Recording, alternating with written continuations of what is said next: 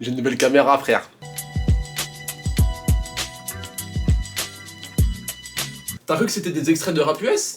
Et non mon gars, c'est la BO de Samurai Champloo. Et ouais, au Japon aussi, ça sait faire du hip-hop. Samurai Champloo est un animé réalisé par Shinichiro Watanabe qui est paru en 2004 sur la chaîne de télé Fuji TV. Watanabe qui était aussi connu pour son animé Cowboy Bebop. Alors si Cowboy Bebop mélangeait science-fiction, blues et jazz, bah Samurai Champloo va mélanger le hip-hop et le shambara. Le shambara, c'était pas les bracelets que t'avais au collège? Et non mon gars, le shambara, c'est un style théâtral et aussi cinématographique qui est issu du Japon et qui met en scène des combats de sabre de samouraï. Donc tu me dis qu'il y a de la bagarre dans ton truc là en fait. Et ouais, carrément, dans Samurai Champloo, il y a pas mal de scènes de combat, mais pour moi, ce n'est pas ce qui caractérise le mieux l'œuvre. Pour moi, c'est sa musique. Mais avant tout, let's go pour un léger pitch de l'histoire.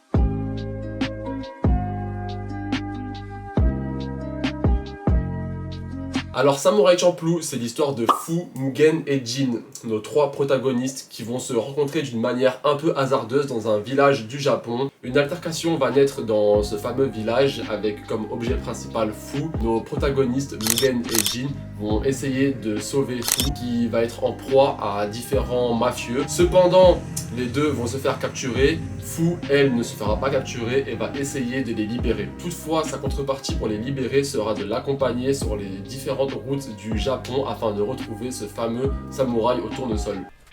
C'est bien simple. On va le faire à pile ou face. Face, vous pouvez vous entretuer. Mais si c'est pile, vous laissez tomber toutes vos idées de combat et vous m'accompagnez tous les deux. Samurai Champloo prend place en pleine époque Edo, donc une époque qui est située entre 1600 et 1868. La plupart des films et œuvres de samouraï prennent place dans cette temporalité-là. Oh non, pas d'histoire, moi je me casse! Bref, je vais pas vous faire un pitch très long sur l'histoire de Samurai Champloo car ce n'est pas l'objet de la vidéo, mais en tout cas gardez en tête que la temporalité de Samurai Champloo dispose d'une place très importante dans l'œuvre et c'est ce qui va nous permettre d'attester de ce mélange culturel. Mais qu'est-ce que tu fais toi encore? Bah je mélange la culture frère. Psych! Oh!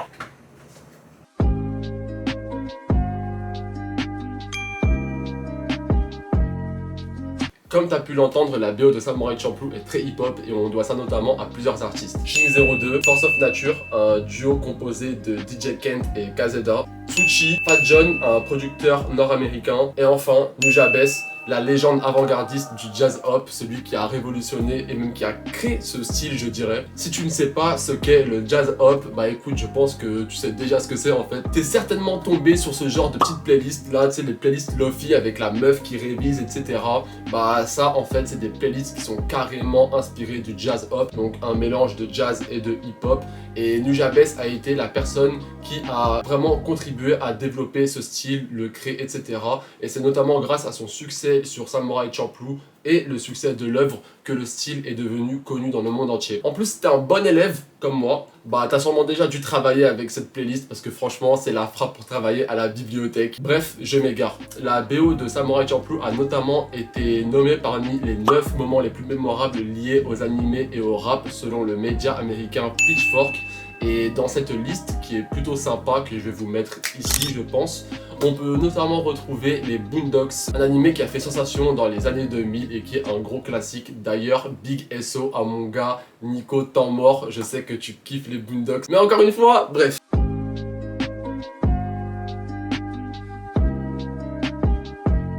Toutefois, le mélange culturel de Samurai Champloo ne se résume pas à un manga sur un fond de hip-hop, non. Franchement, ça va plus loin que ça et dans l'œuvre, on va retrouver plusieurs petits éléments qui cherchent à mettre en valeur ce mélange culturel. On pense notamment à des Américains qui vont faire un match de baseball contre des Japonais et qui, en plus de ça, vont se faire battre.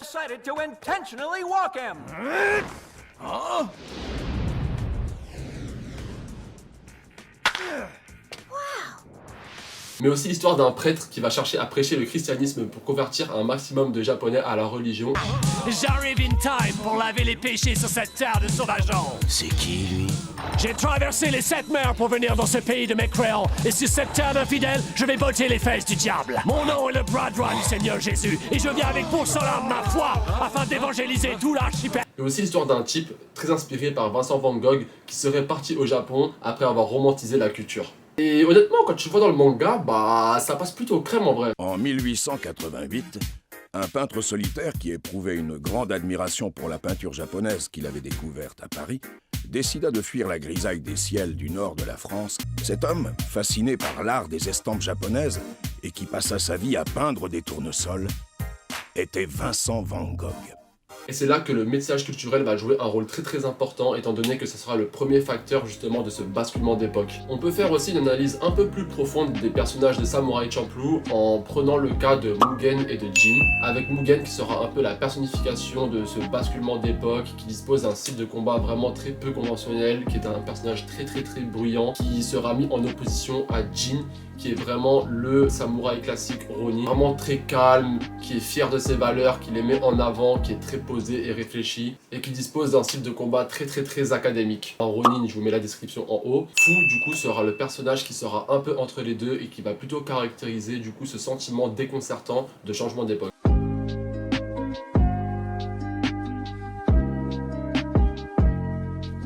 En termes d'héritage culturel, Samurai Champloo dispose d'une grande place, notamment dans le milieu musical. Comme je vous l'ai dit, Nujabes est l'avant-gardiste du jazz hop et vraiment qu'il repose en paix car il nous a quittés en 2016 et ça a vraiment bouleversé toute l'industrie de la culture musicale. Nujabes aura vraiment pris en popularité après la réalisation de la BO de Samurai Champloo car vraiment elle va cartonner et honnêtement je vous jure que je l'écoute mais très souvent je trouve qu'elle est vraiment très cool à écouter. Comme je vous ai dit, si vous êtes des fans de Lofi etc, allez écouter la BO de Samurai Champloo car vraiment vous verrez que c'est vraiment les bases de tout ça. Et Toshino, si tu regardes cette vidéo, je sais que tu seras pas d'accord avec moi mais les sources sont telles quelles. De plus, plusieurs artistes ont fait des hommages à Nujabes.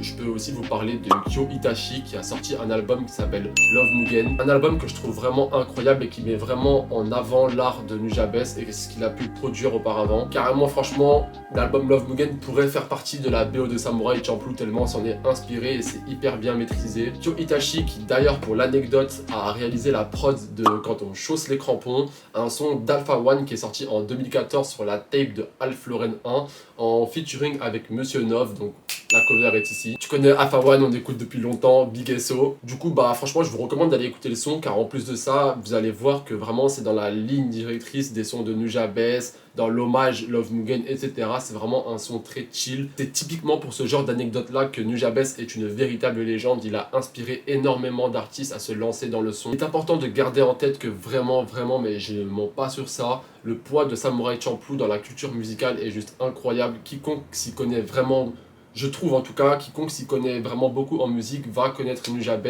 va connaître Samurai Champloo. C'est hyper culte les gars.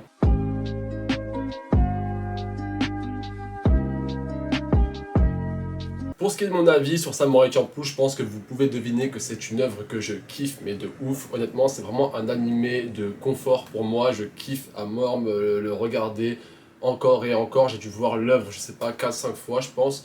Comme je vous ai dit aussi, il y a 26 épisodes dedans donc ça veut dire que c'est un format assez court qui est assez sympa à enchaîner. En plus de ça, bah, la musique est excellente, donc que dire de plus? Bah, on peut aussi dire que l'esthétique est juste incroyable. Moi personnellement, j'adore les dessins de Samurai Champloo et je trouve qu'il y a des scènes qui sont vraiment hyper cultes, notamment avec des chorégraphies de combat au sabre que je trouve juste terrible les gars. Si t'as kiffé la vidéo, n'hésite pas à lâcher un pouce bleu. Tu peux aussi lâcher un petit commentaire, ça me fera toujours plaisir. Je kiffe lire les commentaires. Abonne-toi, active la cloche, etc. En tout cas, on se retrouve très bientôt pour une prochaine vidéo. Ciao la mif!